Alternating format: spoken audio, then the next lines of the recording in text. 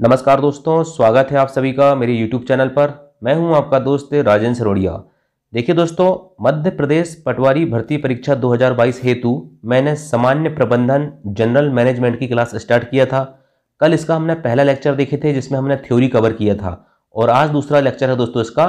और इसमें हम दोस्तों क्वेश्चन सॉल्व करेंगे, MCQ सॉल्व करेंगे, मल्टीपल चॉइस क्वेश्चन और बहुत सारे इंपॉर्टेंट क्वेश्चन को देखेंगे जो विभिन्न प्रीवियस ईयर एग्जाम में पूछे गए हैं। ठीक है, बहुत ही इंपॉर्टेंट क्लास है दोस्तों, बहुत ध्यान से देखिएगा। देखिए दोस्तों, सामान्य प्रबंधन जो एक ऐसा विषय है जिसमें आपको समझना तो है ही, लेकिन साथ साथ में दोस्तों इसमें बहुत सारे फैक्टों को आपको याद करना पड़ेगा। ठीक है, और उसकी एक ही दवा है दोस्तों, आप जितने ज़्यादा से ज़्यादा MCQ सॉल्व करेंगे आपको उतना ही ज़्यादा आपके कॉन्सेप्ट क्लियर होंगे। क्योंकि दोस्तों पटवारी में इस बार 8 विषय आना है, यदि आप सिर्फ एक विषय लेके बैठ गए ना तो आपको दिक्कत हो जाएगी। इसलिए दोस्तों सामान्य प्रबंधन एक ऐसा विषय है, इसका सिलेबस दोस्तों थोड़ा बड़ा है और अभी बहुत सारे लोगों को समझ में नहीं आ रहा है कि पढ़ाना कहाँ से स्टार्ट करें। ठीक है, इसलिए दोस्तों सामान्य प्रबंधन में आपको जो भी मटेरियल मिल रहा है आप पढ़ना चालू कर दें, जितने भी फैक्ट मिल रहे हैं आप उनको याद करना चालू कर दें। चलिए दोस्तों शुरुआत करते हैं सामान्य प्रबंधन जनरल मैनेजमेंट की क्लास नंबर 2। क्वेश्चन नंबर 1 है दोस्तों, निम्न में से कौन मैनेजमेंट के 5M में शामिल नहीं है। देखिए दोस्तों, कल हमने थ्योरी क्लास पढ़े थे, उसमें मैंने आपको बताया था कि मैनेजमेंट के 5M कौन कौन से होते हैं। सबसे पहले आपको दोस्तों पता होना चाहिए कि मैनेजमेंट के 5M कौन कौन से होते हैं। तो नंबर 1 होता है दोस्तों मैन मतलब क्या होता है, मनुष्य। ठीक है, मानव। नंबर दूसरा होता है दोस्तों मनी मतलब क्या होता है, मुद्रा या धन जिसे हम कहते हैं। नंबर 3 में होता है दोस्तों मशीन। ठीक है, नंबर 3 में होता है मशीन, मैन, मनी, मशीन। चौथे नंबर में होता है आपका मेथड मतलब क्या होता है दोस्तों, विधि। ठीक है, और नंबर 5 में होता है दोस्तों मटेरियल। ठीक है, मटेरियल मतलब क्या होता है, सामग्री। तो याद रखना, मैन हो गया, मनी हो गया, मटेरियल हो गया, मशीन हो गया और मेथड, ये मैनेजमेंट के क्या है, 5M है। ठीक है, तो इसमें देखिए दोस्तों क्वेश्चन में क्या नहीं दिख रहा है, मैन बिल्कुल है, ठीक है, मनी ये भी है, मेथड ये भी है, लेकिन ये मैनेजमेंट नहीं है। ठीक है, मैनेजमेंट क्या है, 5M में शामिल नहीं है। इसलिए क्वेश्चन नंबर 1 का राइट आंसर हो जाएगा ऑप्शन नंबर C। ठीक है, नेक्स्ट क्वेश्चन देखते हैं। क्वेश्चन नंबर 2 है, प्रबंध एक बहुउद्देशीय तंत्र है जो व्यवसाय का प्रबंध करता है, प्रबंधकों का प्रबंध करता है तथा श्रमिकों एवं कार्य का प्रबंध करता है। यह कथन किसका है। इस टाइप के क्वेश्चन देखने के लिए दोस्तों आपको बहुत मिलेंगे, भरमार है। ठीक है, आप क्या करना दोस्तों, आप कीवर्ड को पकड़िए। ठीक है, और कीवर्ड को पकड़ के दोस्तों उससे संबंधित जो भी व्यक्ति है, किसने कहा है, किसने परिभाषा दी है, किसका कथन है, आप उसको याद कर लो। ठीक है, देखिए दोस्तों, प्रबंध एक बहुउद्देशीय तंत्र है। जहां भी आपको बहुउद्देशीय देखने को मिले दोस्तों तो आपको याद होना चाहिए कि ये कथन किसने कहा है। तो याद रखना दोस्तों, पीटर एफ ड्रकर ने कहा। किसने कहा है, पीटर एफ ड्रकर ने कहा दोस्तों, प्रबंध एक बहुउद्देशीय तंत्र है जो व्यवसाय का प्रबंध करता है, प्रबंधकों का प्रबंध करता है तथा श्रमिकों एवं कार्य का प्रबंध करता है। ठीक है, नेक्स्ट क्वेश्चन देखते हैं। क्वेश्चन नंबर 3 है, प्रबंध की आवश्यकता कौन से संगठन को होती है। ठीक है, चलिए दोस्तों ऑप्शन दिए हुए हैं, व्यावसायिक संगठन, गैर व्यावसायिक संगठन, सामाजिक संगठन या उपरोक्त सभी। तो बताइए दोस्तों इसका राइट आंसर हो जाएगा, मैंने कल बताया था, थोड़ी क्लास आपको पढ़ाया हूं। यदि आपने वो क्लास नहीं पढ़ी दोस्तों तो आपको आज के लेक्चर में सिर्फ आप क्या करोगे, सिर्फ आंसर देखोगे, बाकी आपको समझ में कुछ नहीं आएगा। तो प्रबंध की आवश्यकता कौन से संगठन को होती है, याद रखना दोस्तों, प्रबंध की आवश्यकता होती है उपरोक्त तीनों को। ठीक है, मतलब व्यावसायिक संगठन को भी, गैर व्यावसायिक को भी और सामाजिक। देखिए दोस्तों, व्यावसायिक मतलब होता है उद्योग। ठीक है, उद्योग में क्या होता है, प्रबंध की आवश्यकता नहीं होती क्या, मैनेजमेंट की आवश्यकता नहीं होती क्या, बिल्कुल होती है।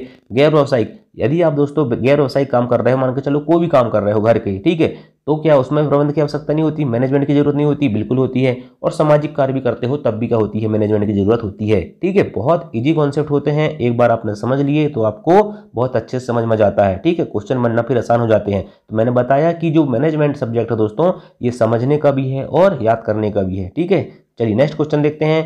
क्वेश्चन नंबर 4 है, प्रबंध उद्योग की वह जीवनदायिनी शक्ति है। ठीक है, शक्ति है, ठीक है, शक्ति उसमें थोड़ा मिस प्रिंट हो गया है। ठीक है, शक्ति को कैसे लिखते हैं, शक्ति। ठीक है, मतलब पावर। ठीक, प्रबंध उद्योग की वह जीवनदायिनी शक्ति है जो संगठन को शक्ति देता है एवं संचालित करता है और नियंत्रित करता है। किसका कथन है। ठीक है, जहां भी आपको दोस्तों शक्ति दिखे तो आप क्या करना है, इसका आंसर किसको लगाओगे, ओलिवर सेल्डन। ठीक है, ओलिवर सेल्डन ने कहा, ये कथन किसने कहा है, प्रबंध उद्योग की जीवनदायिनी शक्ति है, किसने कहा है, ओलिवर सेल्डन ने कहा है। चलिए नेक्स्ट क्वेश्चन, प्रबंध किसके द्वारा निर्धारित नीतियों का क्रियान्वयन करता है? ठीक है, प्रबंध किसके द्वारा निर्धारित नीतियों का क्रियान्वयन करता है? ऑप्शन है दोस्तों संगठन, प्रशासन, निर्देशन या नियोजन। तो बताइए दोस्तों, इसका राइट आंसर हो जाएगा ऑप्शन नंबर बी प्रशासन। देखिए दोस्तों, प्रशासन जो होता है वही तो बनाता है कोई भी प्रबंध, ठीक है, कोई भी नीति कौन बनाता है? प्रशासन ही बनाता है। इसलिए दोस्तों प्रबंध किसके द्वारा निर्धारित नीतियों का क्रियान्वयन करता है? प्रशासन के द्वारा निर्धारित जो नीति होती है दोस्तों, उनका क्रियान्वयन कौन करता है? आपका प्रशासन के द्वारा, प्रशासन का क्रियान्वयन करता है। ठीक है, चलिए देखिए दोस्तों नेक्स्ट क्वेश्चन देखते हैं। प्रबंध निर्णय लेने तथा मानवीय क्रियाओं पर नियंत्रण रखने की विधि है जिसे पूर्व निश्चित उद्देश्य को प्राप्त किया जा सके, किसने कहा था? प्रबंध निर्णय लेने और मानवीय क्रियाओं पर नियंत्रण रखने की विधि है, ठीक है, जिससे पूर्व निश्चित उद्देश्य, मतलब पहले से जो हमने उद्देश्य को फिक्स करके रखे थे दोस्तों, उसको प्राप्त किया जा सके, ये किसने कहा था? तो इसका राइट आंसर हो जाएगा दोस्तों क्वेश्चन नंबर 6 का राइट आंसर हो जाएगा आपका स्टैनले बेंस। किसने कहा था? स्टैनले बेंस, ऑप्शन नंबर सी। ठीक है, ऑप्शन नंबर सी स्टैनले बेंस ने कहा था प्रबंध निर्णय लेने तथा मानवीय क्रियाओं पर नियंत्रण रखने की विधि है।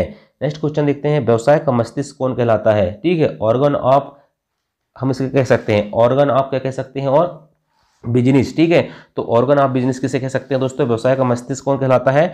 तो याद रखना दोस्तों, ये कहलाता है आपका प्रबंध या मैनेजमेंट कहलाता है व्यवसाय का मस्तिष्क। ठीक है, देखिए दोस्तों थोड़ा सा दिक्कत होती है यहाँ पर स्क्रीन में पेन चलाने में, ठीक है, तो आप समझ सकते हो। ठीक है, व्यवसाय का मस्तिष्क कौन कहलाता है? प्रबंध कहलाता है, मैनेजमेंट कहलाता है। चलिए नेक्स्ट क्वेश्चन देखते हैं, किसने कहा था प्रबंध से आशय पूर्वानुमान लगाना, योजना बनाना और आदेश देना, समन्वय करना तथा नियंत्रण करना है। पूर्वानुमान लगाना आपको जहां दिखे दोस्तों तो आप आंसर लगा देना, किसको लगाओगे? हेनरी फेयोल को लगाओगे। किसको लगाओगे? हेनरी फेयोल को। और हेनरी फेयोल कौन है दोस्तों? फादर ऑफ मैनेजमेंट है। ठीक है, फादर ऑफ मैनेजमेंट है, कौन है? Henry Fayol. और इन्होंने कहा था पूर्वानुमान लगाना, योजना बनाना, आदेश देना, समन्वय करना और नियंत्रण करना, ये क्या है? प्रबंध है। ठीक है, हेनरी फेयोल ने कहा था, जो क्या कहलाते हैं? फादर ऑफ मैनेजमेंट कहलाते हैं, प्रबंध के पिता कहलाते हैं, पितामह कहलाते हैं। नेक्स्ट क्वेश्चन देखते हैं, प्रबंधन के आयाम कौन कौन से हैं? ठीक है, तो याद रखना दोस्तों, प्रबंधन के आयाम है, काम का प्रबंध है, संचालन का प्रबंध है, लोगों का प्रबंध है, उपरोक्त सभी। ठीक है, ऑप्शन नंबर डी सही हो जाएगा, उपरोक्त सभी। नेक्स्ट क्वेश्चन देखते हैं दोस्तों, क्वेश्चन नंबर 10 है, प्रबंध के उद्देश्य होते हैं संगठनात्मक उद्देश्य, सामाजिक उद्देश्य, व्यक्तिगत उद्देश्य या उपरोक्त सभी। तो देखिए दोस्तों, प्रबंधन के उद्देश्य कौन कौन से होते हैं? ये सभी होते हैं, उपरोक्त सभी हो जाएंगे, ऑप्शन नंबर डी सही हो जाएगा। प्रबंधन के उद्देश्य कौन कौन से होते हैं? संगठनात्मक भी होता है, सामाजिक भी होता है और व्यक्तिगत मतलब पर्सनल भी होता है। ठीक है, तो याद रखना प्रबंधन के उद्देश्य उपरोक्त सभी हैं। नेक्स्ट क्वेश्चन है क्वेश्चन नंबर 11, प्रबंध वही है जो प्रबंधक का कार्य करता है। कल मैंने बहुत अच्छे से बताया था दोस्तों आपको, प्रबंध वही है जो प्रबंधक का कार्य करता है। यह परिभाषा किसने दी थी? तो याद रखना दोस्तों, ये परिभाषा दी थी आपके लुईस एलन ने। किसने दी थी? लुईस एलन ने दी थी कि प्रबंध वही है, ठीक है, जो प्रबंधक का कार्य करता है। प्रबंध मतलब मैनेजमेंट वही है दोस्तों जो मैनेजर का काम करता है, प्रबंधक का काम करता है।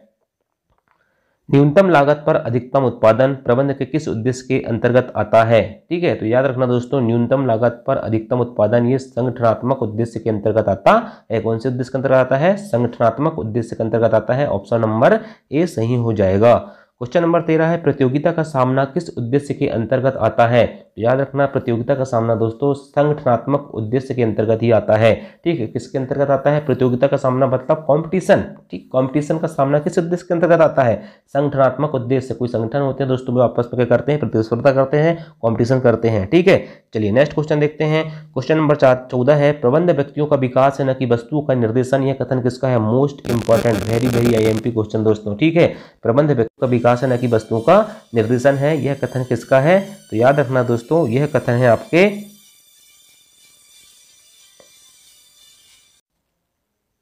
दोस्तों फोन आ गया था। ठीक है, चलिए बात करते हैं, प्रबंध व्यक्तियों का विकास है न कि वस्तुओं का निर्देशन, यह कथन किसका है? तो याद रखना दोस्तों, क्वेश्चन नंबर 14 का आंसर हो जाएगा लुईस एलन का कथन है। किसका कथन है? लुईस एलन का कथन है दोस्तों। ठीक है, ऑप्शन नंबर बी हो जाएगा, प्रबंध व्यक्तियों का विकास है न कि वस्तुओं का निर्देशन। यह कथन किसका है? लुईस एलन का है। चलिए नेक्स्ट क्वेश्चन देखते हैं। क्वेश्चन नंबर 15 है, व्यावसायिक जटिलता का सामना किस उद्देश्य के अंतर्गत आता है? ठीक है, तो याद रखना दोस्तों, व्यावसायिक जटिलता का सामना संगठनात्मक उद्देश्य के अंतर्गत आता है। कौन से उद्देश्य के अंतर्गत आता है? संगठनात्मक उद्देश्य के अंतर्गत आता है।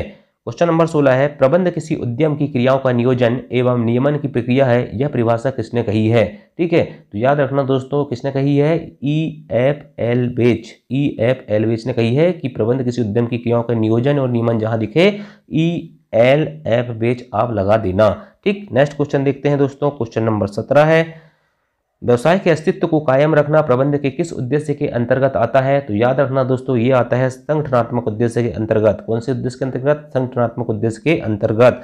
क्वेश्चन नंबर 18 है, भविष्य के लिए श्रेष्ठतम प्रबंध तैयार करता है, तो कौन तैयार करता है दोस्तों? भविष्य के लिए श्रेष्ठतम प्रबंध कौन तैयार करता है? संगठनात्मक उद्देश्य ही करता है। कौन करता है? संगठनात्मक उद्देश्य ही करता है।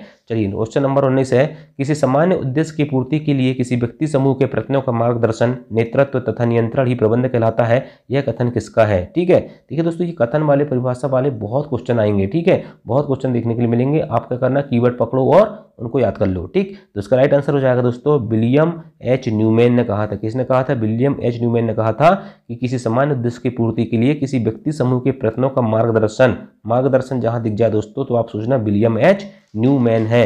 न्यू मतलब नया और मार्गदर्शन मतलब गाइड। ठीक है, नई गाइड दोनों भाई ऐसा कहते हैं ना, तो न्यूमैन से याद रखना मार्गदर्शन। कुछ ट्रिक बना के आपको याद तो करना पड़ेगा।